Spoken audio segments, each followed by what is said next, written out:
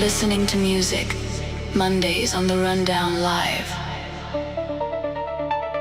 Your forecast into the future.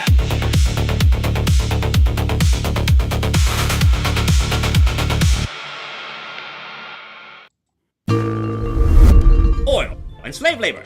These two wonderful industries make modern life a breeze.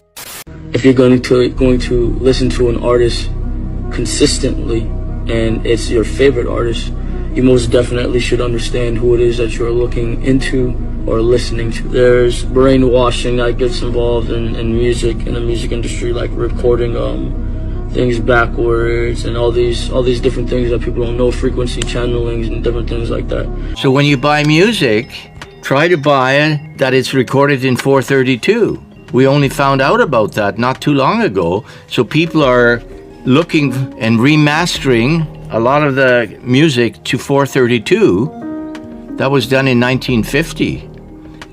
And 432 and 440 is dissonant. It's not harmonizing to the soul. It is not smooth.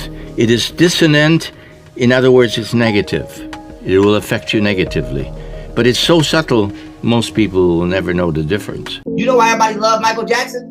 Michael Jackson played all his music at 432 hertz, the love frequency. This is why when Michael was coming out, motherfuckers was literally crying because they loved him. They loved him.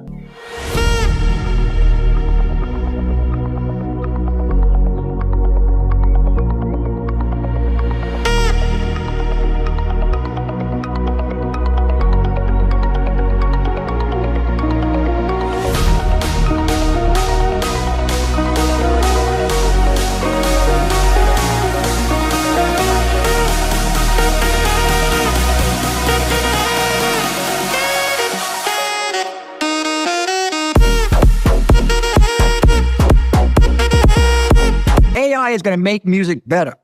AI is not going to thwart great people. There will always be the next Billie Eilish. There will always be the next Kendrick Lamar. There will always be the next great talent. But there's also going to be a lot of bullshit. Yeah. Right? So I think the bullshit will get better. I really do. I think AI is going to help those people that work like that. And by the way, a lot of people that we know right now, great talent, are using AI. Will take the middle of music, the average music, I believe, and make it better because they're great tools. I'm all in on AI music, all in. And I don't think it's going to hurt the greats, but...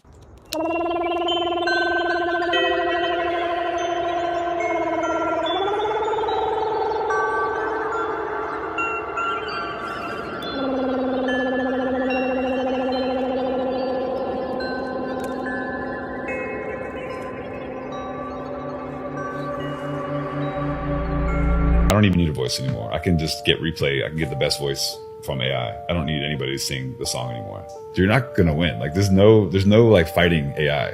There's literally like, you have to just work your best to be the best at it. You're wasting your time. It's like you're just wasting a year being like, because everybody else is gonna just use it, not give a fuck what you think. You have songs like Espresso that are like 2 splice loops. It's proven every time that technology wins.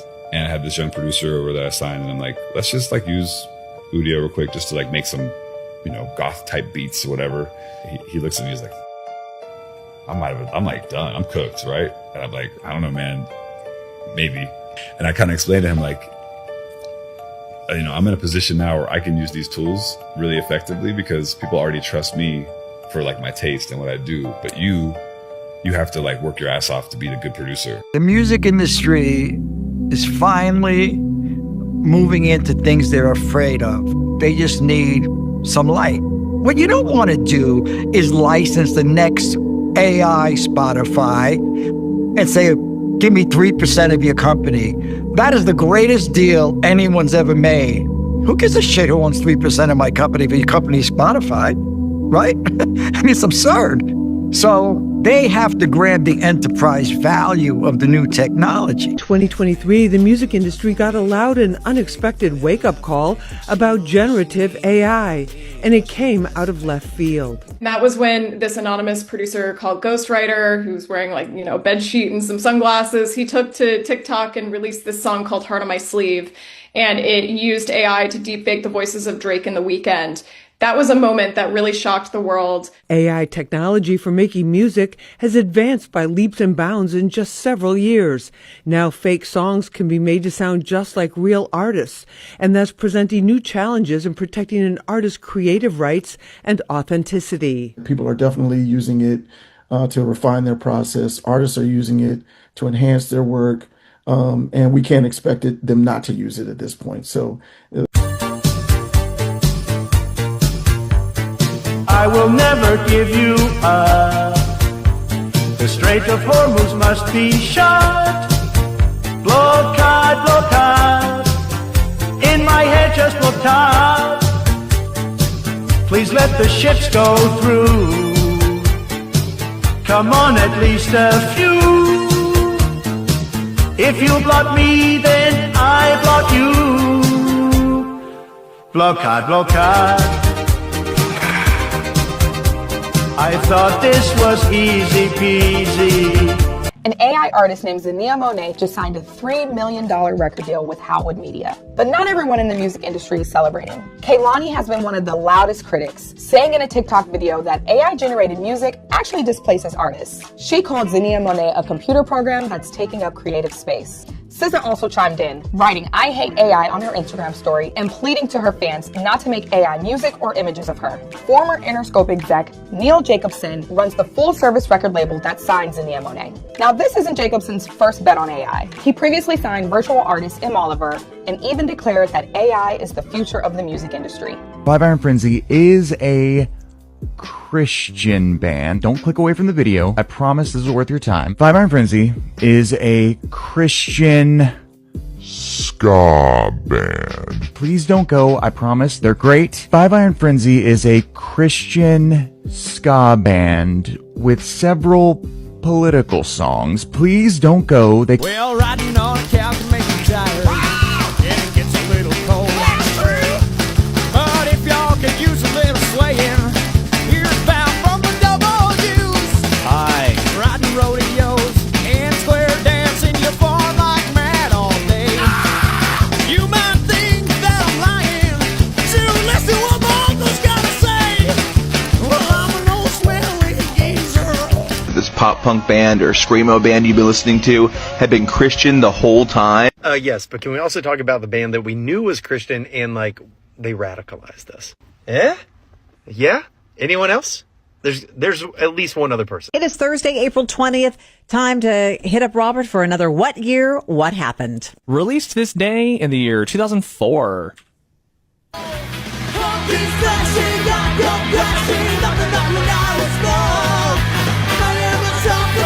This is a group called Five Iron Frenzy. Five Iron Frenzy. They were good, they were good, they were really, really, really good. Five Iron Frenzy.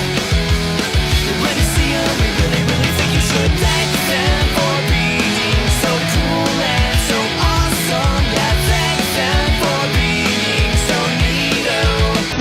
You found a way to draw a line between the world and you. Faking your identity, and so did you think the word alternative was only meant for the likes of you?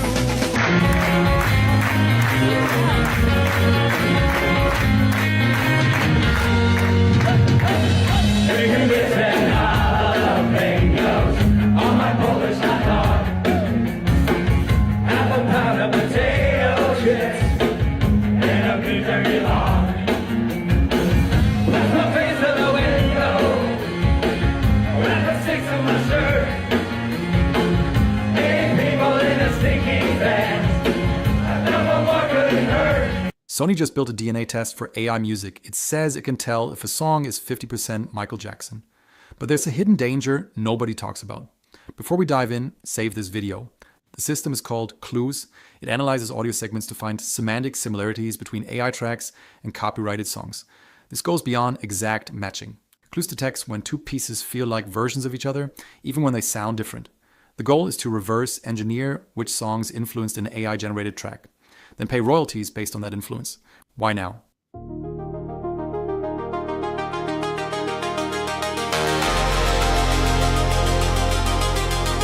You're listening to Music Mondays on the Rundown Live. Your forecast into the future.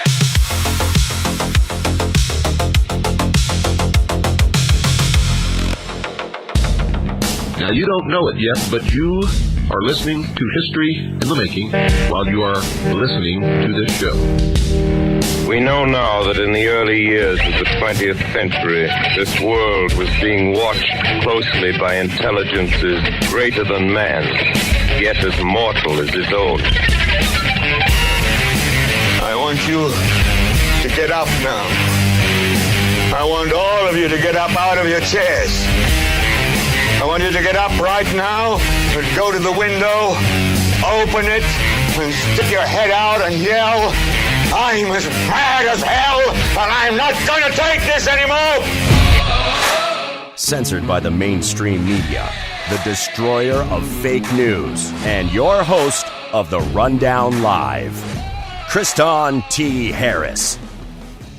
Good morning, good afternoon, listeners around the world. I'm your host, Kristan T. Harris, and you are listening to the Rundown Live, Milwaukee's independent news and talk radio. And today it is Monday, April 420 for those who are out there and they celebrate this pseudo holiday. Go get them and have a good day. And what a better day to have a good Monday, right? And that's that's kind of leading into the topic for today. Some changes around the broadcast and the idea that we don't always need to be negative on the show. And I've been struggling for about a year about how I want to transition this program into something more positive. And I kept thinking Music Mondays, Music Mondays, Music Mondays. Well, it's finally here. We have created a safe space for music artists, per se, to say whatever they want. We can talk about anything. We'll dive deep into many different things. And today's guest is going to be an exciting one, so don't go anywhere. But before we dive into that, I want to really tie into the idea of, music in general and how it's impactful. As you are listening to this broadcast, I want you to think about, maybe comment, what was the first song that really hit you, right in the chest? It hit you right in the chest, and it meant something to you. And do you still listen to that song today? I'm kind of curious to your guys' opinions. And how has your music taste evolved? And how has that really impacted who you are? Because I can remember my first real experience with music was probably back in the 1980s. I had my mom's sister was dating this guy named Jeff, and Jeff would watch me because I was a badass kid. I had a lot of energy. I was like hyper as can be. And when we drive around, we started listening to this group, and this group is best described, and my friends would tease me, we talk about it, it's called Dracula Rock. It's not Dracula Rock, but it was a Christian band by the name of Jerusalem. And to punctuate my point, I'm going to play a little video here so you guys can hear what Dracula Rock actually sounds like. Tingen altså å lage video, og det det mange som har forstått. Nytt det at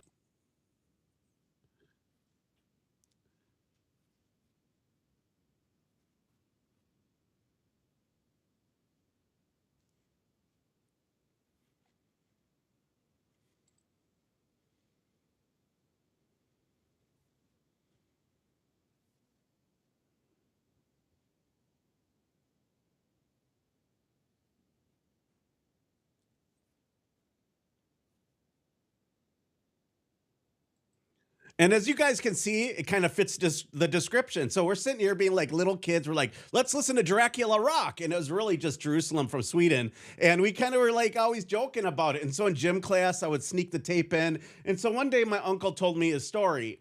He was listening to a lot of secular metal and music. And somebody gave him a tape called Res Band. And Res Band, he read the insert. And because of the insert and reading the insert, he made a life-changing decision to follow Jesus Christ. And so most of his music, minus Yes and maybe U2 and some other things, was predominantly religious and theological. So I got exposed to great bands like Vengeance Rising, Jerusalem, Striper, Bloodgood, Larry Norman back in the day. And there was like this like psychedelic rock band that was called like Rubber Band Concrete. And it was like my musical taste buds really exploded, but it really hit hard to me. And I see people in the chat, it wants to know if we're going to be streaming music live. Well, we'll play a few songs. We'll have a little segment here, but the idea of music and how it has impacted me as a person, it led me down a path to where that's all I wanted to do. At age 15, I picked up a guitar. I put together a first ska band because I was influenced by this new type of music, right? This new type of music was taking over Christian music industry. We used to always parody Christian music with secular, which is non-Christian, right? Striper kind of sounds like Queen meets Metallica, or like this band sounds like No Doubt or whatever. But in the 1990s, Christian music and theologically influenced music very heavily started to be original. It started to be more art. Not that there wasn't the Steve Taylors and Larry Normans and people that really pushed the envelope in the 70s and 80s, but it was very few and far between. There's always like parody bands, like a Barren Cross kind of sounded like Skid Row. You had all these things, but all of a sudden, bam, the 90s hit.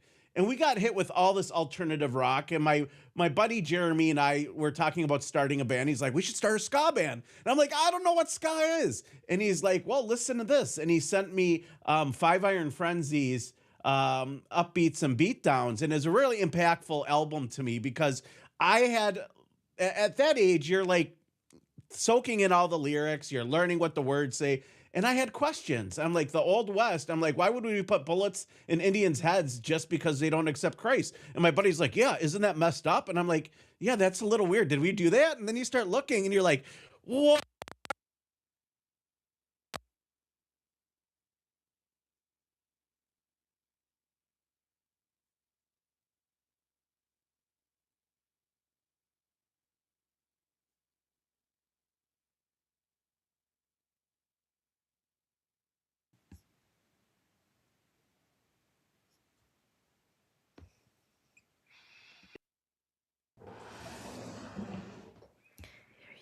Shit.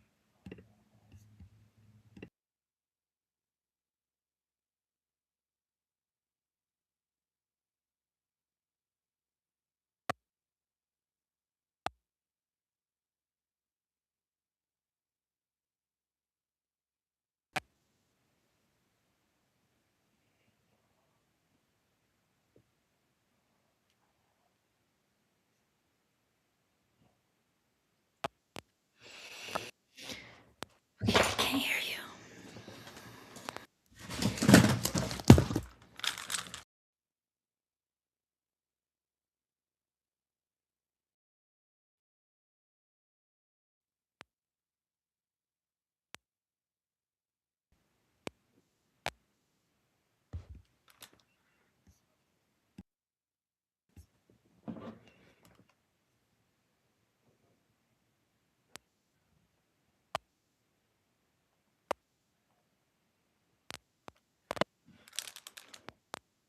Hello? Can you hear me? Well, you're coming in and out. I can't really hear you right now. Let's play something until I can get my sound working. Is that okay?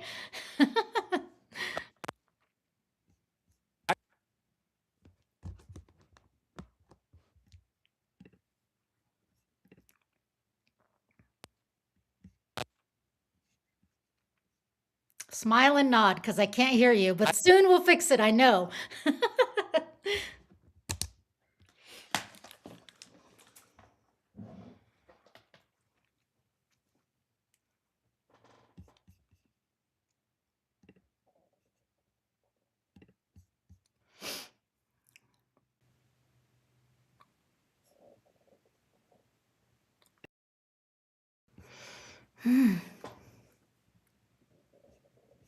Hello? Kristen? I can't hear you. Can you hear me? You can hear me? I can't hear you at all. Dang it. Live, help me. Okay, let me try my other headphones.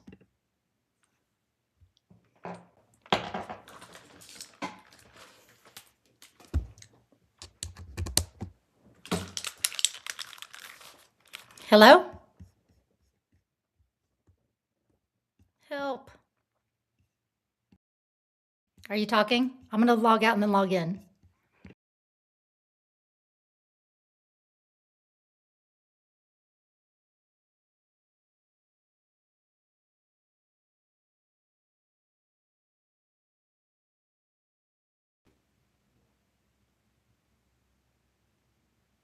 Hello?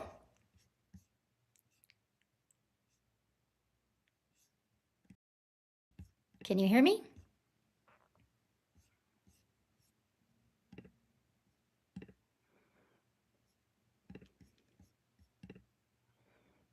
Hello, hello, hello.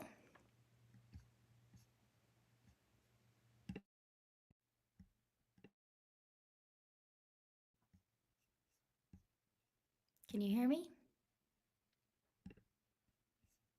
Hello?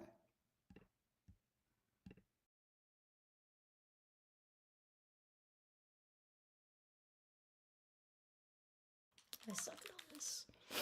Hello, hello.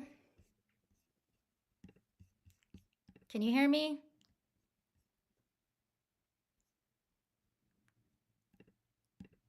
Hello? Oh my gosh, I can't hear you. I am so sorry.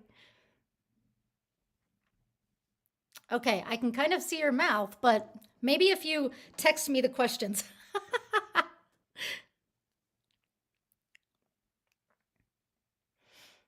Testing, check, check, check.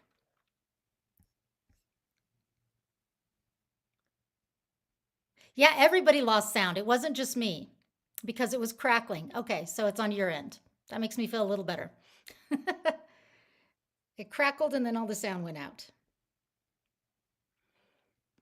So it's you.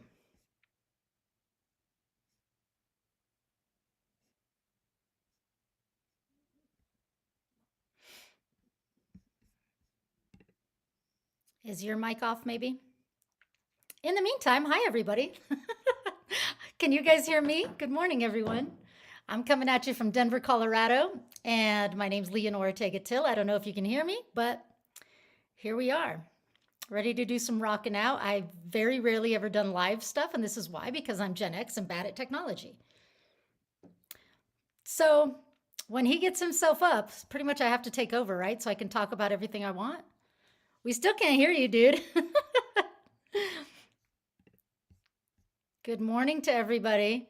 Yeah, as he's getting set up, just so you know, Five Iron Frenzy has some shows coming up, which are going to be awesome.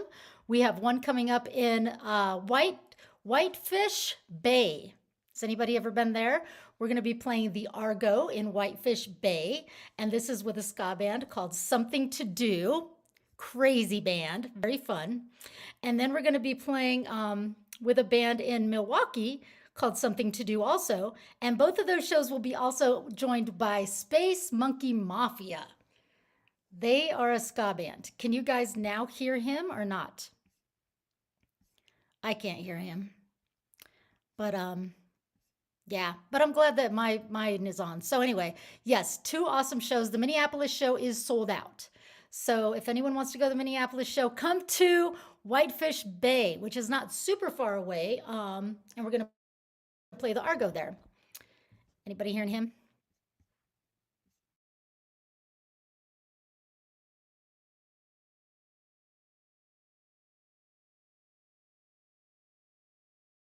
Let me just tell you more and more while he's getting ready. A ska band started in 1995.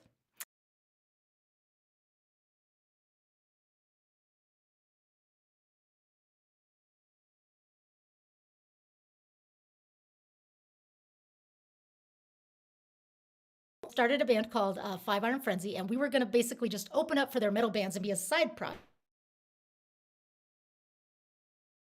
project. I really liked it. That in Denver, we're very isolated. So basically, when people are coming through bands, you know, everyone had to stop in the middle of somewhere because you have East Coast ska, you have West Coast ska, right? So when they're coming through Denver, they needed a band to open. So essentially, Five Iron got to be that band. So many times we were opening for like, can you hear me now? Can you hear me? Anyway, I'll keep going. Tell me if you don't hear me.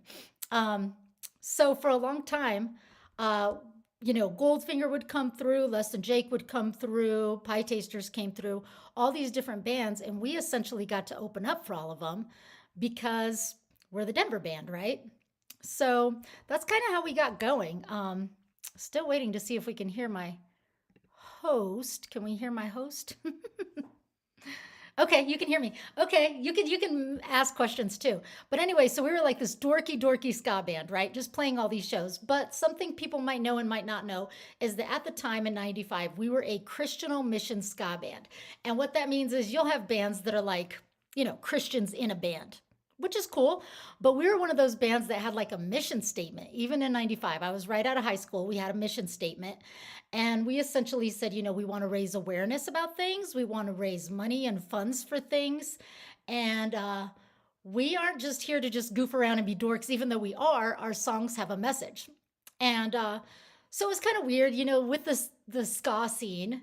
Sometimes people wouldn't like us. They would, you know, hear that we had a Bible study that we would invite people to, and they'd say, some guy made some stickers that said, keep your Bible out of our ska-punk, boycott Five Iron Frenzy.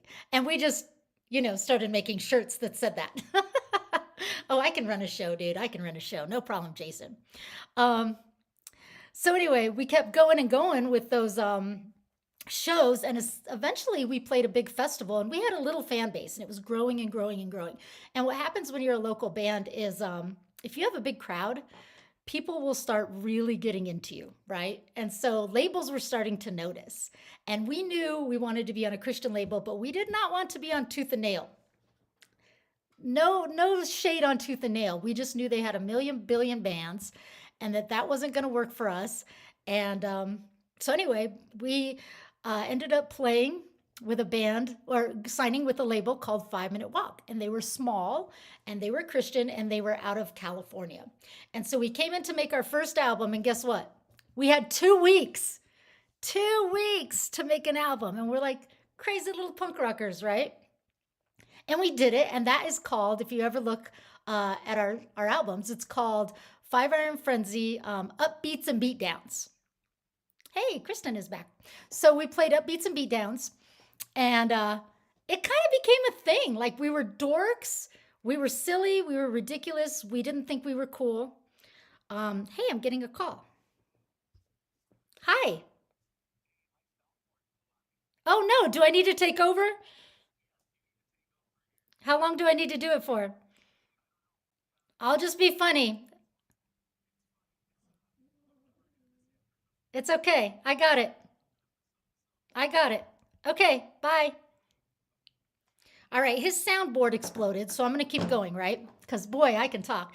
So anyway, the guy that signed us, his name was Frank Tate, and he signed us sight unseen. He basically called our pastor and said, you recommend these guys? Are they cool people? And the pastor was like, yeah, they're cool. And then he basically flew us in to come play a concert. Or no, actually we drove back then. So we played a concert, we get on stage, all of a sudden he has this crazy crowd moshing. He had only had on 5 Minute Walk college rock to start out, which is cool. We love all those bands. But our crowd went nuts, like insane, like crowd surfing, crazy. And you could just see Frank Tate on the side of the stage like, what have I done, right?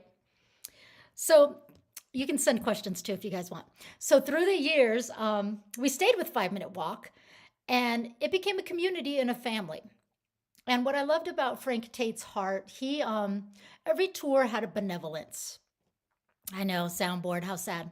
So the benevolence would be like, we'd do a tour and it would be $5 and a blanket, which meant if you're coming to the show, you only have to pay $5 if you bring a nice blanket for homeless people. Or we did a sock puppet tour where you can bring a sock puppet and everybody would do that in the crowd, but also bring socks for the homeless, right? We did Pants Across America. So we would team with local homeless shelters or things like this, and every show had a benevolence. Another one was a spam jam. So food was collected, and you basically got some money off of a ticket. Well, one of the bigger ideas that Frank Tate had was our compilations. So the compilations that he would make for all the label, like all the college bands, all the different styles of bands, when those sold, hey, my Enjoy Yourself Ska Show buddies. When that would come out, the compilation, money went to Take Time to Listen. Those were the name of the compilations. The money would go to an orphanage in Mexico. And sometimes you think, like, are these things for real? Like, is this really happening? Guys, we went to Mexico and we met the kids and we got to see what was going on. And they were making fun of our drummer because he had a mohawk and they were calling him a rooster. Yes, I have a personal page. We'll get there later. You can join me. My nickname is Jeff the Girl. So if anybody has more questions, I can answer some. But in the meantime, Jeff the Girl, sometimes people have questions and they also wonder how to pronounce my name. Anytime I'm in the South, they say, Leanor. It's Leanor. And in Spanish, it's Leonor, and it's the Spanish version of Eleanor, right? So anyway, I was in a church camp, and my nickname was Jeff because in church camp, you play ridiculous characters. Like mine was a dude with a I was like 12, backwards baseball cap with a Vision Streetwear shirt, dribbling around the ball. And my youth pastor was like, everyone call her Jeff because she's a little tomboy. And yeah, it stuck. Hey, look, you're there. I hear fuzz, Kristen. I just hear fuzz, but I'm going to keep going, but might want to turn your fuzz down. Hey, Kristen, talk. All right, so my buddies. 1, 2, 3, checkity, check. You're loud. Hey, how are we doing here? We can hear you. Comment. Can you hear me? Yes. All right, give me a second here. I got to get you so I can hear you, and we will be all set. Yep. Give me one moment here. Audio input in there. Sounds good. Audio output. Check. Okay, can we say something? My name is Leanor, not Leonor. Yeah, we got you. All right, awesome. Hey. No, not we got me. We got you. Yes, we got me. So for everyone that's listening to the show, they know that that's not typical. But hey, I'm really excited to have you on, Leanor. Thanks for joining us, and thanks for holding on to the broadcast. I'm sure the people at Ground Zero Plus, Chris is panicking. He's calling me. My producer's like, what's going on? So it turns out one of the cables that I've had is a little janky, so I switched it out. And that's exactly what it was, and I should have done that a long time ago. So I apologize, but all right, it's all right. We made it through, dude. Yes. I can yap and yap. Thank God my dad taught me how to do that. You should be doing radio. Have you thought about doing radio? Well, I had a podcast for a while, but I'm going to be honest. I turned 50 this year, and my fear of electronics, my fear of like what you just did, like I can do it, but I'm not good at back end. So I would definitely need an editor. I would love to do it more. I love to talk, and I do sermons at churches and stuff as a chaplain, and we could talk about that later, but not that great at the technology stuff, but It's interesting because technology, they want, like, there's people out there like transhumanists. They're like, I want to live forever. And you're like, I can't get the internet to work. Like, how, we're going to put chips in our brains and we're going to have AI write music. But we can't get the podcast and radio show to work. But thank you to all the people at Ground Zero that stuck in. We still have a lot of people here listening, and pretty interesting stuff. But Leanor, I have to say, let's start. Like, how did you get involved in music? Because the 90s were such an incredible era for alternative rock. What was the origin points for you and Five Iron Frenzy? Well, for me personally, my parents are Mexican American, and we live here in Colorado. So when my mom was going to night college, my dad taught me jams, dude. We had a room that was a den, and most people would have a den with a TV. Oh no. We had a record player, piano, trumpets, saxophone, percussive instruments from like South America. And my dad would put on, my dad just so you can picture him, looks and talks like Cheech. Yeah, I'm not kidding. Like the 80s mustache, you know, kind of short, bigger hair, and raised me on Motown and put on the jams. And he thought if you played the high keys on the piano that they were correct, no matter what keys you played. You got to play the high keys. Yeah. So he'd put on like Stevie Wonder. He would put on Andre Crouch, The Messengers, Lena Zavaroni, Zeppelin, all this stuff. And we would jam and just play music. And my love for music just really grew that way. Like I knew I loved music. I knew I wanted to perform. And then when I was in high school, I went super punk rock. Super punk rock. I was just sitting in a Denny's and I was kind of grungy at the time. I was wearing like a Primus t-shirt and ripped up jeans and Doc Martens. And this total punk rock dude who was in college at the time, I was 16. He's sitting at the Denny's because that's where we would hang out, buy a cup of coffee, hang out for hours. We were broke. And I walked back to go to the bathroom and he goes, "Hey, what do you think about flag burning?" I'm like, "Excuse me, let me sit down." And I didn't really have an opinion, but about 2 months later, he shaved my hair into a mohawk with my permission, dyed it green, and I was at my first Bad Religion show. That's amazing. Like, it's interesting how offended people are by people who burn flags because technically it's your product, right? You bought it. You should be able to do whatever you want with it. And people are like, you can't do with what you purchased because I don't like what you're going to do with that flag there. So you can't have it. You can't burn that flag. But really, at the end of the day, it's just a flag. Like when people get so up and they get hurt in arms and it's a symbol of something, I understand that. But people in this country have a right to burn whatever they want. And it's a real hard cognitive dissonance because you're like, I live in America, but I appreciate the freedom I have, right? And even though it's getting dwindled more and more and more, but I don't want you to be able to do what I don't like. And I think that's a big problem, especially when me growing up conservative, if we don't like anything, we have to ban it, right? That's how it goes. Right. Well, that's the other thing that was interesting. So my parents are veterans. They met each other in the Air Force.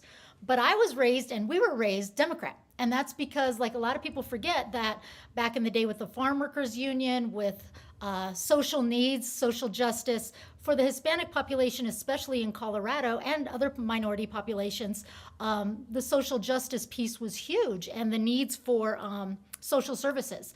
And so I was raised a proud Democrat, proud kid of Mexican Americans, spoke Spanish, also proud of the American heritage. So that all went together. So when I joined Five Iron, it was really funny because we're sitting around talking and something came up about Christians being Republican. I don't know what. And I was like, Christians can be Republican? And they were like, Christians can be Democrat? And it's like, dude, our, high school minds were blown. Like we just think so small, right? Yeah, there's something Christian about being anti-war and not wanting to kill people. I would say that fits something in there. Jesus-like. I kind of noticed that. I don't know, but there's something at it. There's something about it that like you shouldn't bomb places and then say Jesus told you so. Like that's what I'm going to do. Listen, it's always like Trey Parker and Matt Stone are from your area, and well, not your area, but Colorado. And they do a really good job of because they're kind of libertarians, but towing the line of everything that is just crazy in the world and then portraying it in the humorous way. Like, why is it so dumb that we do these things in our culture? And, everything has become so tribal. And when I was young, it was like, we need to listen to everyone. We got to try to bring people together. Sticks and stones may break our bones, but words will never hurt us. And now now it's like, you said this word, you're a bad person, or not even that, you're friends, or you talk to somebody I don't like, you must believe exactly like that person. And it's like, no, I want to talk to whoever the hell I want. I'm a grown-ass adult, It's just, One thing that was frustrating for us was that, and you'll hear this a lot from bands like Switchfoot, POD, even Amy Grant went through this, is like, you're not secular enough for the secular crowd because you're talking sometimes about Jesus and the Bible and you do believe it, and maybe you're not going to party hard with them, or you're not Christian enough for the Christians. It's like, why don't they want to do the altar call after their show? Why don't they, why are they uncomfortable turning their shirts inside out when they get booked to play Acquire the Fire and are wearing a Weezer shirt? I mean, we're there, Five Iron Frenzy, for the kids that are outside smoking, and we always got put with the fringe stage because it's like, we don't want them to like open for Michael W. Smith because, you know, they're kind of intense. But now things are kind of changing. Like, in fact, now that Five Iron Frenzy, so we were a band from 95 to 2003. Then we broke up for 9 years. Then we got back in 2011. And so now that we play, you have like grandparents coming, their kids, their grandkids, and everyone's like, this is a multi-generational thing that's happening. Yeah, no, it's changing. I've noticed that now a lot of the people that are grown adults have children, and they now listen to Five Iron Frenzy. So it's like you're growing in fan base because, you know, we're just been around for so long, and it's phenomenal because the parents listen to your music. Like, I got your vinyl records. You said vinyl, and I'm like, your household you grew up was way cooler than mine.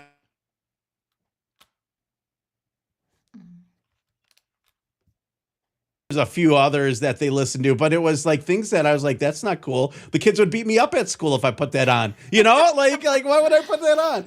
And it's just like, there's so much better music out there. And you guys really seem to really capture the energy and the rebellion of our age. Cause when I grew up in church, they told me it was like satanic music. And I'm like, how can music be satanic? It's just a sound at the end of the day. It's the message that matters. And you not having an altar call, how dare you not do what somebody wants you to do? You know, like, why don't you listen like a good anarchist? You know, it's just it's sarcasm there. But, you know, it's like they always want to control you, and it's a control factor, and they don't understand. Like right now, metal music in the Christian music industry is like the #1 industry for bringing people into Christianity. Really? And yeah, that's what at least that's what one publication said I read recently. And it makes sense. I mean, like, because we kind of angsty. Well, yeah, angsty, and the church really pushed out people. If you had a beer, you're a bad person. It doesn't matter. Jesus drank wine. But, you know, if you have a beer, you're a bad person. And so this whole generation of middle, like, people my age really left church, and I think a lot of them are starting to come back.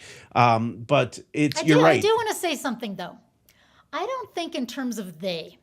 Like, Okay. but they want to do this. They want to make us do this. And the reason I say that for Five Iron, and sadly, I have to understand that a lot of bands did have a strong they.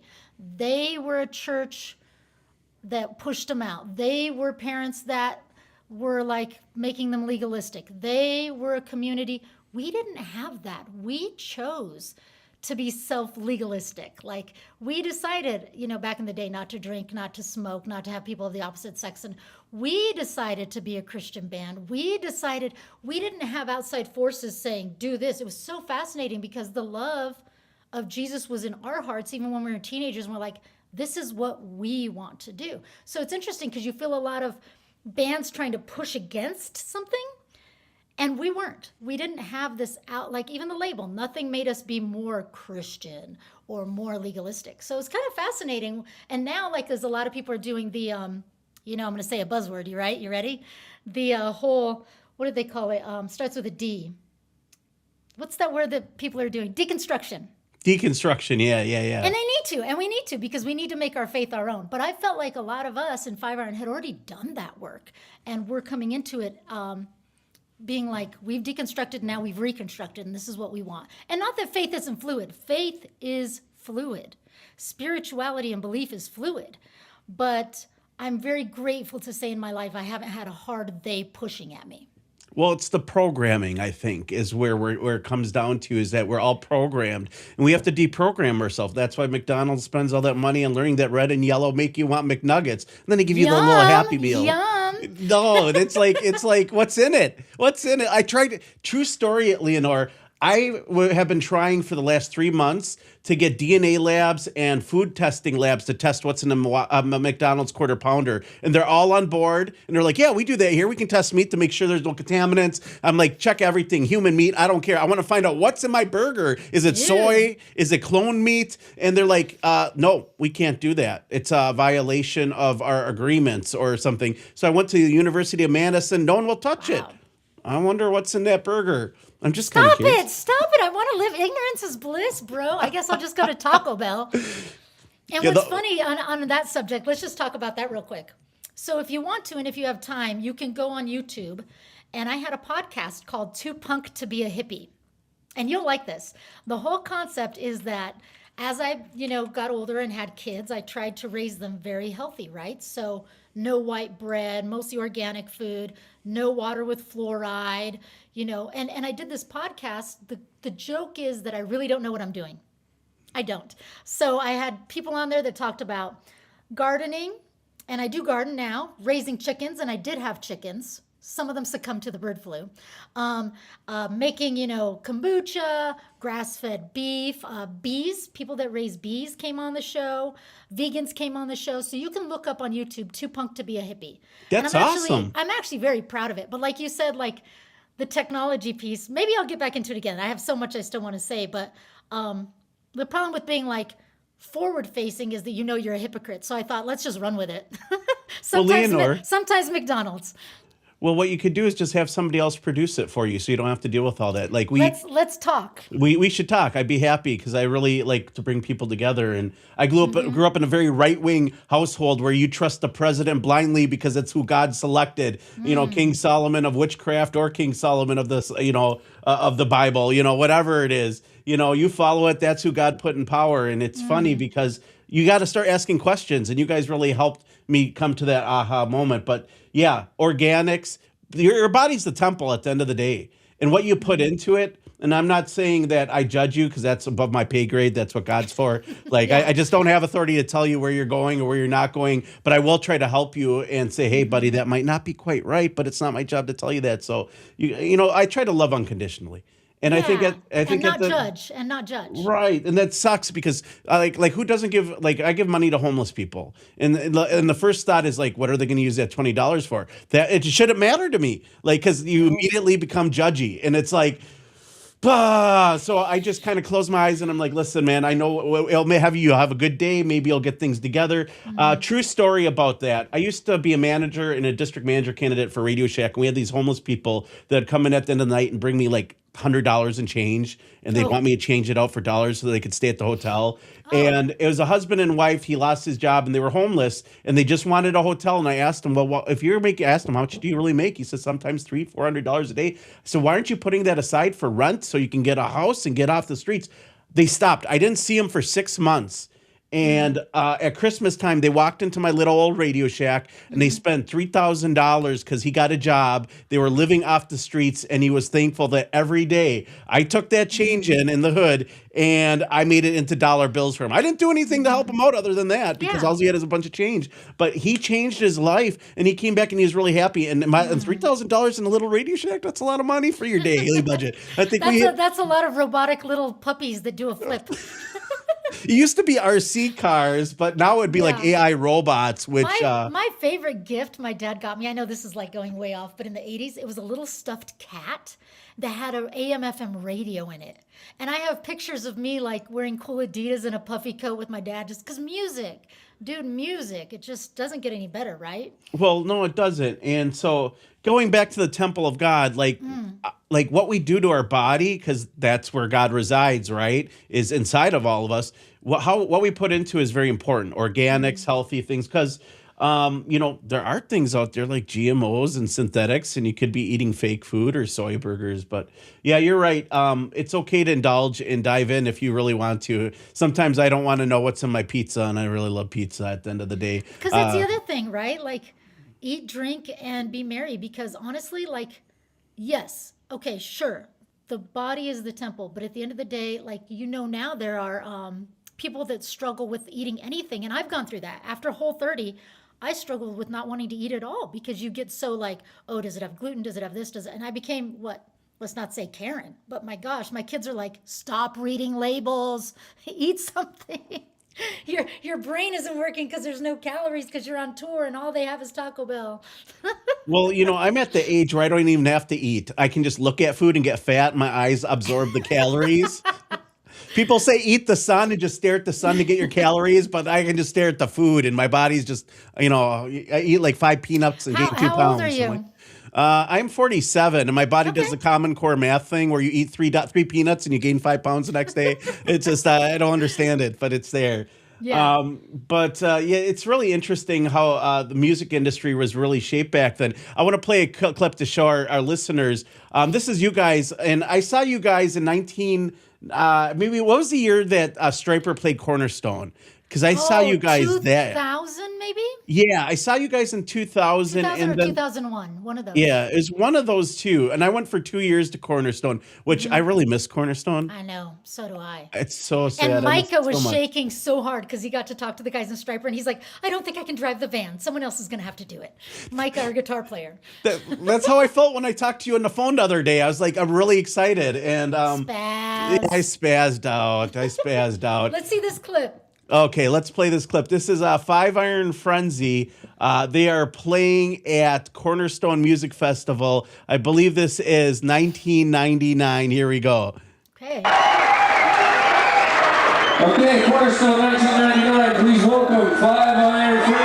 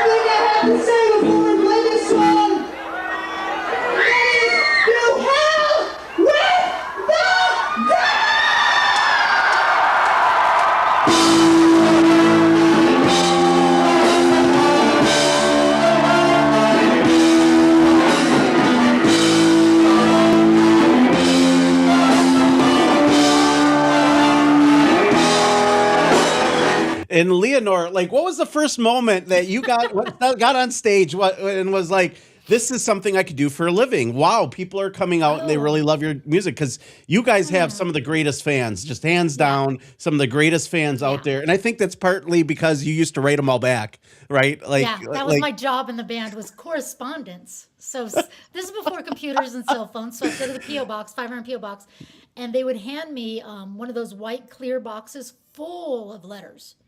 And so I'd take them on, we lived on a school bus when we were touring, so I'd take them on the school bus and I would find weird pieces of trash paper to like write on, and just always with Sharpies, and just answer everybody, right? Like, while we were on tour. And I love doing that. And that's kind of similar fan correspondence is podcasts now, right? Right. And the thing is people have emails, and it's a lot easier. Back then, not everyone would want to write a letter, right? Yeah. At the end of the day. And I think it's interesting that you wrote back to everyone, because I couldn't imagine having a giant box. I mean, like, I have to put my heart into this. I love what I do, but, not everyone has a good day all the time. I used to work in the music industry for 16 years, and there was a saying, never meet your heroes, because you might catch them on a bad day. And then, all of a sudden, you don't think that. I remember when I met Bob Dylan, I was like, well, what is this guy going to be like? He just wanted to know where the bathroom was. I had catering, and I'm like, I worked at the Rave back in the day. I don't know if you guys ever played the Rave. Oh yeah, Ska Against Racism. I think you guys played the Rave. Okay. Yeah, the Rave is like the big concert venue in Milwaukee for over the years. But you guys would do crazy antics at your concert. Yeah. And the most legendary one in Milwaukee, people still talk about, is when somebody in your band came out in a Jason mask and a chainsaw in the middle of a ska concert. Yes. And the Ska Against Racism tour was a huge thing, because ska, and I'm not going to equate this because this is a hard, I want to compare it to the disco era, because it was popular for 3 or 4. I have never heard that. No, just because people loved it. It was popular, huge for many years, for several years. And disco is the biggest thing from like 76 to like 79. And ska was bigger for longer. It's still around. But for 7 years, it was hot. Like, it was packed everywhere you went. And you guys were drawing large crowds. So wait, keep telling what happened at the concert. Yes, he had a Jason mask. And oh yeah, he had a Jason mask. And he came out and he was, just running around with the chainsaw. And it was the Ska Against Racism tour, which is a cool deal. And I've been following you guys over the years, and people want to give you beef for some reason. I think it's because of your background or something. But you guys have done a lot for bringing awareness about segregation and real social issues. And for some reason, because you guys have theological messages integrated in your music, they want to immediately immediately point the finger that you're some kind of bad person, and you're like, hey, we've been on this. We were doing it before it was cool, you know? It doesn't bother me. And funny thing, I have pictures of that. So it was Andy, our drummer. He had a Jason mask. He had a leotard, like from the 80s, and it was up his butt crack. Like I have pictures in the back, but he wasn't. I want to see him. But he also had tights, so you weren't seeing skin. And then that chainsaw, it didn't have a blade, but he would go up to people and go, zzz, and they'd be like, oh my gosh. Yeah, Ska Against Racism. So that was a big tour for us. That was 1997. And the reason it was big was because Mike Park, it was kind of Mike Park from Asian Man Records, his brainchild, and he still has gone on to do Plea for Peace. He put out Alkaline Trio is one of the biggest bands he's ever put out. But he was in a band called Skank and Pickle, and he lives in California. And so it was the Toasters, Less Than Jake, Five Iron Frenzy, Kamuri from Japan, Mustard Plug was on some shows, Blue Meanies. I'm sure I'm forgetting some. Yeah, locally there was a band called MU330. Yep. So point with all this is it was insane. And this was one of those tours where, I mean, we had played churches and we had played clubs, but this was like 2 months of like show up 2 p.m. The venues are handing you beer all the way till 2 a.m. and we didn't drink. So on the last show, Less Than Jake had bought shot glasses that said Ska Against Racism for all the bands, and we got on stage to take it. 8 of them had milk for us. And it was so adorable. I love it. And then the Blue Meanies guys, like some of them had been Christians before. We had a song that we would always say, this is about the book of Ecclesiastes. So they got their Bible that was in they took the Bible that was in the hotel, which is what it's for. We started having talks. I mean, it was just so beautiful that they didn't ostracize us and that we became long-term friends. What's funny is I'm going to be 50 this year. We see them and I'm like, it's you. You guys are still rocking out, all you guys. And we're gray-haired and happy. Well, they're gray-haired and bald. This is natural. I'm still happy. Well, not the blue. Well, here's we are playing on the screen right now a concert where Reese in an Elvis outfit and pillows in his belly and crotch. Just not stage acting. Main stage at Cornerstone. Yeah. Yeah, that's awesome. Like why? Like Look at that crowd. That crowd is going up the hill, and that may have been the show that we opened for MC Hammer. That's right. MC Hammer played Cornerstone. Yes, one of those main stage Cornerstone shows we opened for MC Hammer. Look at me, I'm a baby with my cute hat. I'm a little doll. Check me out. How fun. I had so much fun. I love it. These are my best friends. These guys that you're seeing, they're my brothers in Christ, my brothers in life. And we go camping together as a band. Their wives are my best friends. We have girls' night all the time. I mean, our kids are raised together. You don't get any better, right? You do not get any better. That's my cousin, Micah Ortega.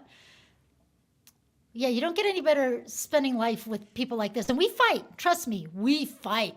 We have knock 'em out, drag 'ems. And we have to sit in a hotel room with some tears and some angst and figure it out, right? It's like you're married. You just don't break up. Yeah, being in a band is a tough thing, especially when you put a bunch of people down together in a van. And Sorry. For like Serious ever. talk. Yeah. No, seriously. And it's like when I did Van's Warped Tour, we had 3 merch females, or three females that helped us out with merch, and they were wonderful. And it just, at times, people are just not in a good mood, and you have to deal with it, and you have to learn how to cope. And sometimes people want us, like, we have deadlines. I want to stop and take a shower, but I can't take a shower, and somebody wants to sleep in a hotel, even if it's for 2 hours. And it's like, no, we got to go. And then you're arguing, and it's just, oh my gosh. That's wild. Do you want to hear 2 stories that are yes, great on let's that? do it. Okay, so we went on Warped Tour also, 2002. And I got to get to know Andrew WK, which was probably awesome. He's a cool guy, by the way. Yeah. Him and Gabe from Midtown. Oh, so when he writes, like, he'll write you a little message. And I had, for some reason, one of those Asian hats that was, like, made of straw. And I waited in line for him to sign it after I kind of knew him. And he wrote a long letter about, Jeff the girl, you are wise above your age. It was hard to get rid of that, but I'm like, it takes up too much space. But the Warped Tour story is, so you know how it was, the long, long, long lines to eat. Oh, dude. Because there's only one line for food, and everybody, 60 bands are in the line. And you're playing in Florida, and it's on like a racetrack, and it's concrete, and it's hot. Well, here's what happened. Reese Roper, our singer, was watching merch, sitting there and sitting there and sitting there waiting for Brad. And Brad was supposed to like be next to, at your, dude, the time I got to get, he's not looking at a, because it was, watches. Remember those? But anyway, he's looking on a watch like, Reese sees him, kicks that food. And Brad goes, dude, that was for you. Oh, oh man. I know. I bumped into Reese. I know at Cornerstone What he had nerds. Oh my gosh. Or sometimes we'd be playing, some of the guys like sports in our band. So we'll be playing a concert and they're like, the pause is like, who's winning? Who's winning? I'm like, dude, sports ball. It can wait. But you said one more thing. I need to talk to this. Our last tour, some of the guys were married. I was in a serious relationship. So our last tour, we knew it was our last tour. It was 2003. And we had planned for a year to do The End Is Here and The End Is Near. We knew we were going to do a last big tour and then culminating with one big last show at the Fillmore in Denver, Colorado, right? People flew out for this. But it was hard because significant others were coming. So we had 2 tour buses because we had so many people, 8 people, plus sound people, plus, merch people, plus wives. And you can't share a bunk on tour buses. You have to have your own. So 2 tour buses. We had to make kind of what you were saying, like a voting policy of after a show, do we shower? Do we eat? Do we drive on? And we decided that wives, it's kind of messed up, they get to vote for things like that because their bodies matter too, but they don't get a vote on certain things like the husband and wife, their vote has to count as one because otherwise they cancel each other out. It was really messy. It's really messy because you're talking about caring for someone and some woman said, I vote this. And someone in the band goes, well, you don't get a vote. You're just a wife. Oh, it was World War III. Oh, boy. It was on. So I'm happy to say that we figured out, no, you get a vote because we want you here. Like, it's complicated, but it's worth it, right? So I have to unpack the leotard thing. The only reason being is because I'm guilty of wearing a leotard on stage for Family Force 5. They asked me to wear it during Love Addict. And so I went on stage, and yes, there's video and pictures of me at Tinley Park in a leotard dancing with chapstick and Soul Glow Activator in a giant heart during Love Addict, doing a little heart and dancing on stage. And I'm not that small of a guy, but it was a good time. And, there's a lot of good memories, but there's a lot like being the barbecue band, because that's what they were when I first met the guys from Family Force 5. Band, yep. And I leaned to them because they're a Christian, and I was the guy in the band who had to be sober and drive. We made cool friends with other people, but I tried to avoid because there's a lot of chaos when you deal with so many different people, and not everything that happens at those places are always very good. But there's a lot of great experiences to be had if you find it. And for me, I would have to, and this goes back. First time was on the Ska Against Racism tour. Well, let me back up a bit. There's not a lot of females on this tour either. No, I was the only one on Ska Against Racism. There was 39, I think, musicians, and I was the only female. But going back, like when I met the guys in 5 Iron, I met them through Micah. They were a band, and they were Exhumator. And I was in high school. This was the first time I met men, Kristan, that treated me like a person. Like no one was asking me out. No one was flirting. I was just a person. And so the guys in 5 Iron are just cool, chill. When I went on my first time with Ska Against Racism, they didn't have this term back then, but friend zone. I had to teach people. I'd have to have a talk and be like, okay, we're on tour for 2 months. Most girls will make out with most of these guys in these bigger bands. And I basically just had to say, friend zone. Like, we can be friends. It really works. It works okay. And it's unfortunate, but that kind of conversation would have to happen. Like, I'd have to explain to people, like, I don't want to have to avoid you for 2 months, so just get over it. Yeah, I think I made out with one of the girls in the Donnas once from the Lookout Records You band. think? Yeah, I'm pretty sure. Okay. I'm pretty sure that happened way back in the day. But like, you're right. It's interesting because one of the things in your shows that I remembered when you played with the secular bands was you calling out people who would grope people getting body passed, because that was a problem in the 90s. It would happen, and you guys would stop the show essentially, and you would call somebody else out and call them perverts. You're like it would, but nobody else would do that. You guys were very good about like being PG and making sure that people had an enjoyable time. Because if you look back at the way society and culture has changed since then, people would be put in jail for that now. Like, just being honest, Yeah. And the other funny thing I was telling you earlier when we couldn't hear you, but the whole concept of playing with MXPX, I love those guys. And the past couple of years, we are on the same booking team as them, so we got to play with them a lot. And the nickname for me is PG Woman. And that's because, like, I don't really cuss. I don't really like, not that they're like they're not our guys, but just the joke of like, Leanor's PG. her tiny little brain can't handle our movies. Well, there's something about planting seeds in the garden of your mind to grow healthy ideas. And when you allow certain things, even subliminally, things like I get into MK Ultra on my show and subliminal messages, but it's interesting because if you plant dirty seeds in the garden of your mind, you're going to start growing, chaotic ideas, GMO ideas per se. If you got, and like listening to music, I remember I went on a date with this girl and she was listening to some rap that dropped a lot of cuss words and degraded women, but her 4-year-old kid was in the car. I'm like, I can't date this person, like, because you're planting seeds in the garden of your mind, and it's really important, like what you put in your mind and what you listen to. And we joke PG, but my first memory of Mike and the guys would have been like that. Well, like I actually hung out with them because I've seen them. I saw them in front of like 50 people at this little place, which you guys played in Wisconsin, called the Light Club. And it was like this little church bar. And there's probably like 13 people there, like with MXPX, there wasn't a lot of people there. And they were touring with Value Pack and 90 Pound Wuss. And it was a great tour. Yeah. But I met them and I got to play with them on one show with Muster Plug, Big D, and the Kids Table we played a lot with. And I remember it because Tom Wisniewski was the first guy I did a beer bong with. Like, and he's like, I'm like, I've never done one. He's like, you now. And the guys from Muster Plug were like, do it, come on, sitting backstage. When they played Denver, there's been a couple times where I hand Mike, he's Chicano too. Yeah. And I hand him a shot of tequila and he took it and he's like, not again. That's not my style. He used to like Jaeger back in the day, but I can't do that stuff. But but I do want to talk about too. So you have up there Chaplain. Yes. And it may look out of context if people don't know a little bit. So can we talk about that? Yeah, let's talk about this, like what you do in your life. Like you do a lot of other things other than 5 Iron Frenzy. Let's transition. Okay. So like what is it that you do outside of 5 Iron? Like great lead up. Thanks. Well, yeah, so it was weird. So when I joined 5 Iron, I was going to college and I eventually got a degree in sociology and Spanish.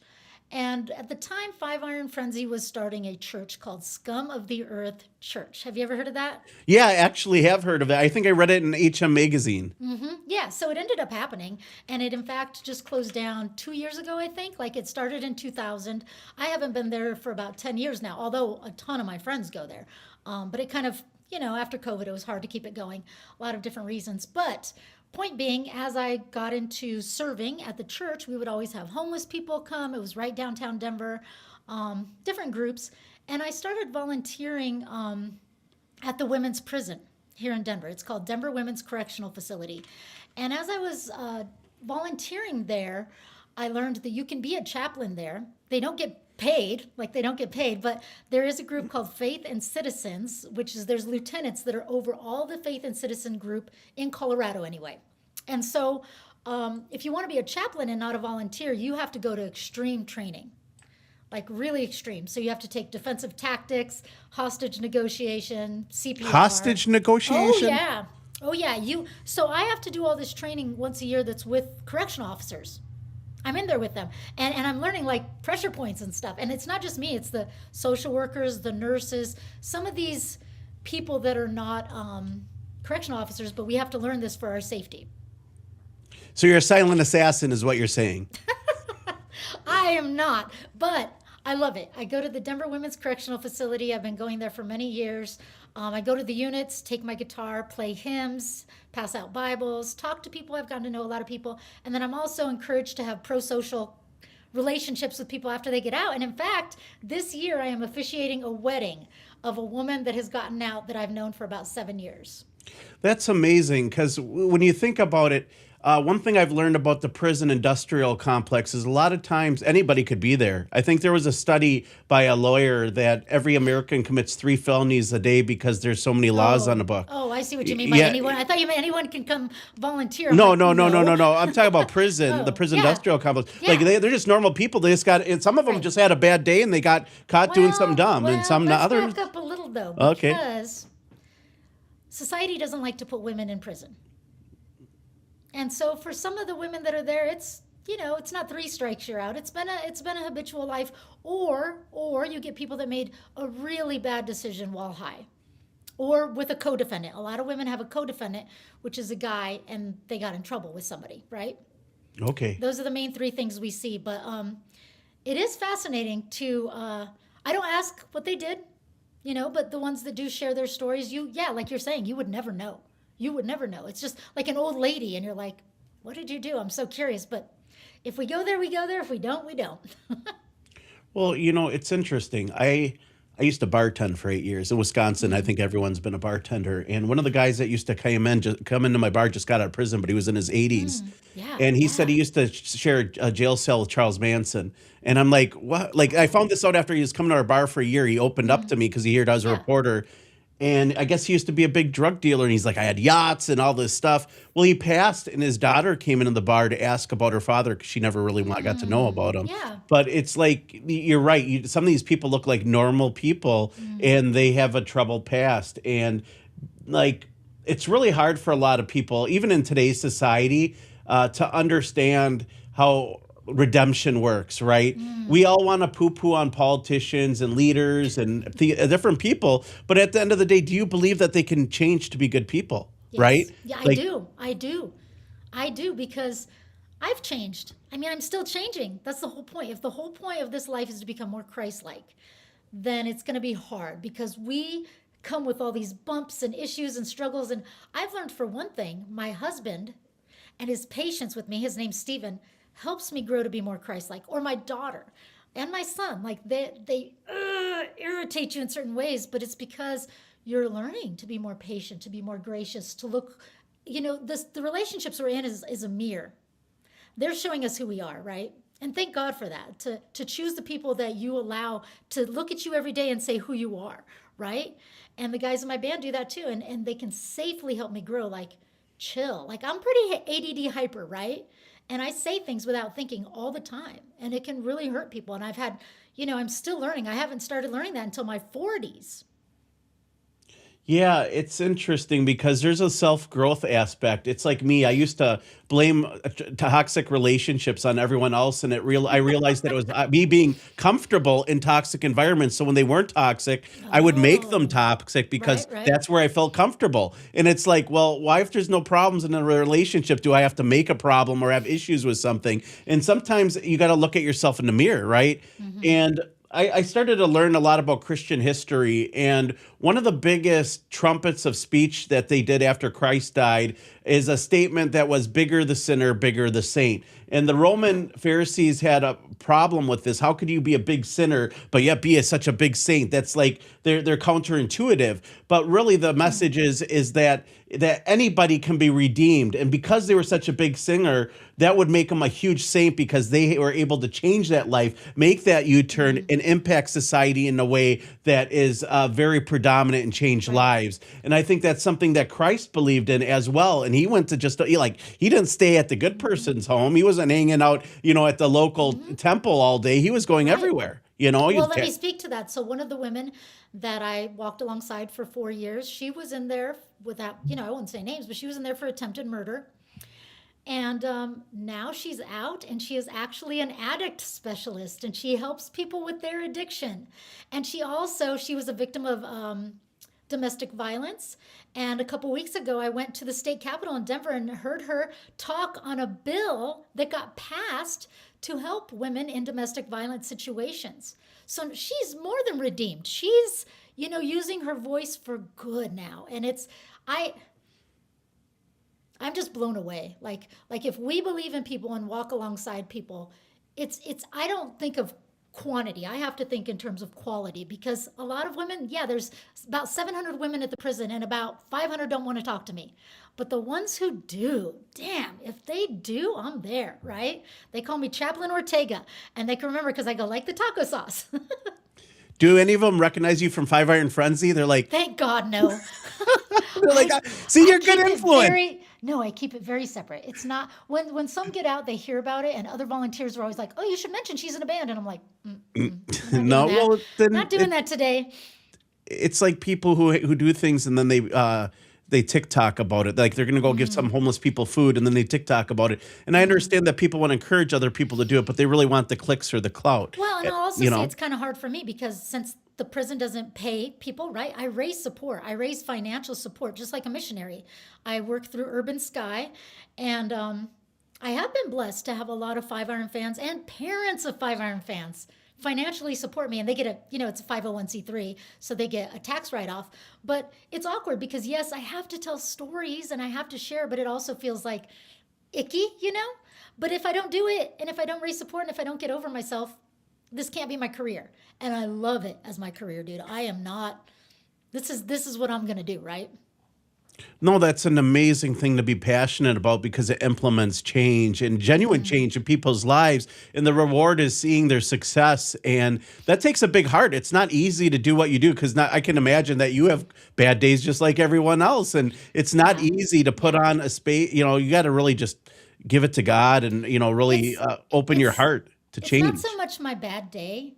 And I bet you get this. I bet, most people who follow any kind of faith get this. It's the imposter syndrome. And we didn't have that phrase back in the day, but I get it now. Like everyone, I heard it explained this way. You look like a beautiful swan just floating on the water, and they don't see the crazy flapping, right?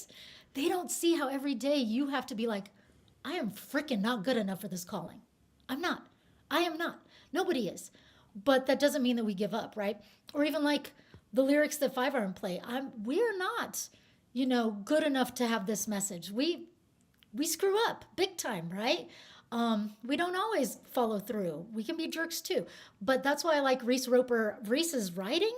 A lot of the songs, especially like songs like Every New Day or On Distant Shores, some of our most powerful songs, I love that he puts this redemptive piece where he says, I want to do this, but I fail. And there's even a song in our newer album where it's talking about like the bad oil guy, right? Called Wildcat. And it has that one line, and it's something about the cracks are where the light comes in. Yeah, you can see a lot of Reese's growth in his lyrics, especially I remember one of his lines, because I could equate to it. When you were young, you wanted to be famous, but once you get there, you wish you could give it back, and you really don't want it. Superpowers. Right. It's the song Superpowers. Right. And, your guys' lyrics at times are very corny and funny, but there's a serious element. And I know that you guys know how to reach into the heart of your fans, especially like obviously the song about the comb where his sister throws it out the window. We all had that cousin or that bratty sister, or at times where she took something and might have done something like that and thrown out the window, or something that meant a lot to you, so people can really equate, Wait, do you know what that song's about? No, I don't. There's a line in there where he says, my parents both up front because they loved each other still get divorced. It's about, the comb represents his happy childhood. Oh, yeah. See? I got it. Yeah, that's huge. No, how does he do that? You're going to write a song about a comb being thrown out a window, and it's about the last memory you have. Well, people should bring a lot of combs to your concert to throw them on stage. Does he ever wish he called it like the dollar? Bill? Threw his Absolutely. $2 bill, $2 bill out the window. Everyone's throwing $2 bills on the stage, joking. And now that we're older, we're like, could we make it really expensive orthotics and Ben Gay? Who can we get sponsored by, right? Listening aids. Well, it's funny. When we did this show, I used to have a co-host, and we reached out to Reynolds Wrap to do tinfoil hats, you know, because we started doing conspiracy stuff. That's crazy. But they said, like, we really, they're flattered that we suggested, but that's not the use that they wanted to promote of their They don't. tinfoil hats. Yeah. Brought to you by Reynolds Wrap. Thank you very much. So I want to talk briefly about what the future of 5-iron might be. Yeah, let's talk a little bit about this. What are you guys working on? And then I have some questions in the chat for you if there's one or two we could answer. Let's do those first. Well, first of all, somebody wants to know about your show in Milwaukee because they state on the website that it's 2 hours long and there's 3 bands and they're worried that they won't get enough 5-iron time. You will. We worked with them and we're going to do our whole set. We worked with the opening bands. It just means that get there when the doors happen because then the openers will come first, right? Okay. And you don't show up after the openers because the openers are really good. These are local guys, ska bands, amazing. Please come right at doors. And I know there'll be a line, but it's worth it because you want to see all the sets. And yes, we get our full set. Yeah. We have this in the chat. A lot of people that go to jail because they stand in the face of evil governments happen a lot more where I live or by mistake because the police don't do a good enough job to cut off the right criminal. So, you know, people have different viewpoints on this. People are saying things in the chat. I saw that person is from Africa and we've played South Africa once, but I imagine depending on where you are, there can be a lot of corruption too, and that's why it's important that we be involved and we be good voters and if you don't know what's going on, don't vote about it. What else? We got any more questions? Yeah, no. David said there's nothing wrong with speaking up about marginalized people. Please keep it up. Let's see. Also, I guess before we talk about the future of where you guys are going, I wanted to ask you, what are your thoughts on AI? Oh. Like artificial music. Just a tiny question. Yeah, just a small one before we get into your future, and then we leave you go because you've been here way too long. Okay, well I'll go quick. You know, I was hanging out at a brewery the other day, and we were talking a bunch of creatives. There were some metal workers, there were some painters, you know, musicians, and we were just, you know, it's a bummer that the main thing we see right now, AI on Facebook anyway, just for the common average Joe, right, and Joanna, is just arts. AI busting into the arts. And that's not where we want it. And we know that. We don't want it to take over our art. But we do want it because it's good. You know, if you're dyslexic, there are programs that help a lot of people. My husband, for instance, he cannot write a speech to save his life. And sometimes that helped him with his confidence, you know, plugging something in. I think what you're mentioning is more of a tool factor, like mixing audio. Yeah. So you can cut out the producer that's going to charge you a ton of money to mix your album. The AI can do it in just a few moments, you know? Then again, I don't know that I want that because I appreciate a human looking at the mixing and the mastering and looking at the element. But I will say, like, I'm not 100% either way. Like, obviously, like, we couldn't have these conversations if it weren't for technology. I'm not afraid of technology. Deep fakes scare the crap out of me. Like the idea that, and I'll just say this, right? Someone could take my likeness and put it on somewhere that I'm doing something I don't want to do, or they can take off your clothes and put fake bodies, whatever. That is not good. That is not, and please don't, obviously, as we talk to the audience. Don't give any ideas out there. No, it's not just that. Don't buy it. Don't spend a minute on crap, right? Like, yeah, it's scary. If we give an audience to crap, there'll be more crap. Right. So I guess that's what I'm saying. About. Yeah, planting good seeds in the garden of your mind. Yeah. And this is a sift, right? Everything that goes in here, you have a sift. And you have, like, what do they talk about in Corinthians? Like 8 inches of freedom. You can, if it's there and you don't want to swallow it, get rid of it. Talk to somebody, pray about it. Learn where you need to be self-protected, self-sheltered. I wasn't sheltered when I was young, but now I choose to self-shelter because, like, you're right, we don't want to ingest everything. So be careful, even as an artist, what you ingest, right? If it's boring muck, you're going to create boring muck. Go into the depths of artistic life, right? No, 100%. And I think that kind of encompasses everything you guys did from Scum of the Earth Church, which I think it's really cool that people try to get out of established religion because there's so much there to talk about, and that you really bring it into the smaller communities, the homes, and going from, that every community should have like a house pastor that can visit you and come into your home and talk about it, because at the end of the day, that's how Christ did it, right? And they didn't have Christianity. That word was a slur back in the day, right? But Jesus says the teachings of Christ was known as the way. Now you know what it means when the Mandalorian says this is the way, because I love that. well, it's true, because George Lucas, I studied under a top philosopher. His name is Jordan Maxwell, and him and Lucas would talk, and he would put all this esotericism in his movies. Lucius Skywalker is the sun walker, the guy who walks the sun, versus Set. It's Egyptian deities. The midichlorians are like the Holy Spirit, because this kid was born high with the midichlorians, right? So he didn't have a dad. That's Anakin's kind of like a Christ figure. Well, that's the idea, because Anakin is, obviously at the end of the day, Lucius Skywalker, It's fast. I love it. Yeah. I've done sermons with, using Star Wars. Well, why not? It's because it fits, and it's interesting. And it captures your imagination. And that's what we need in entertainment, is more like, instead of having all this horrible subliminal messages, positive messages, and intelligent ones that inspire growth, and it's talking about Jesus and his 12 followers, the zodiac signs, the Mazzaroth, all those things people are interested, are worth investigating and learning about. It's interesting. It's fascinating how the Bible is this beautiful piece of artwork, and people don't want to see it because they're worried that it's evil. And if it's evil, why would it be in the Bible? Like it's just interesting, Yeah.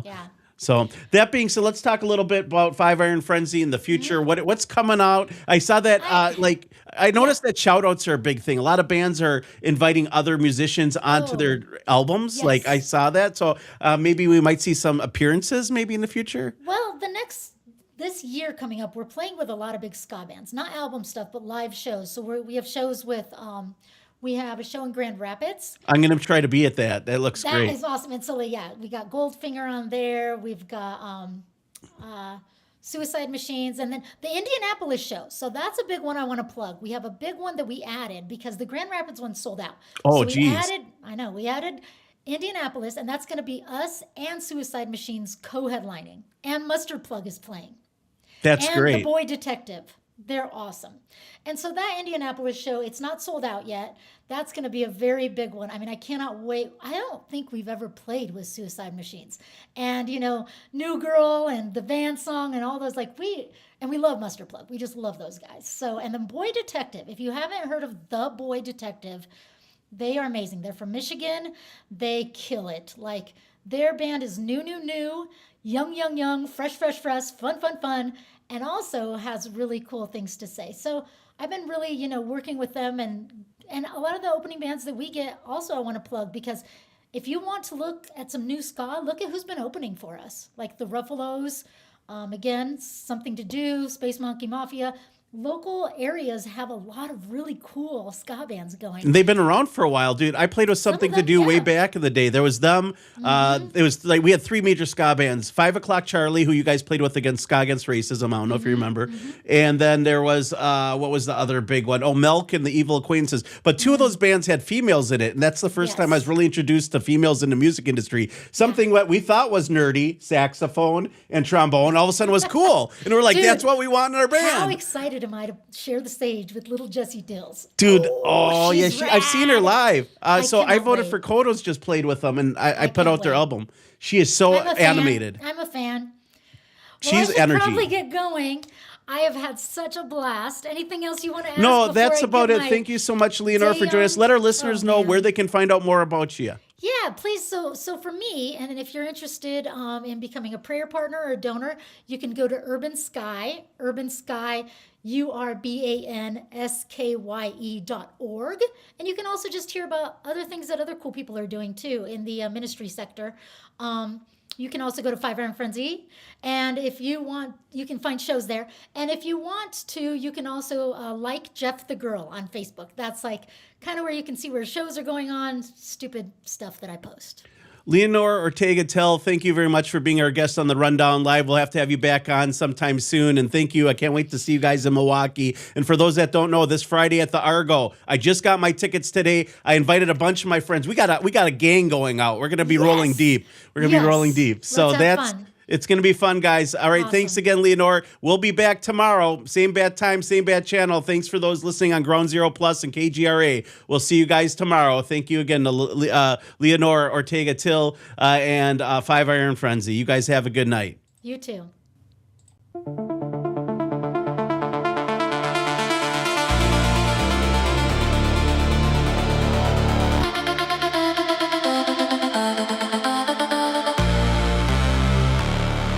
You're listening to music, Mondays on the Rundown Live.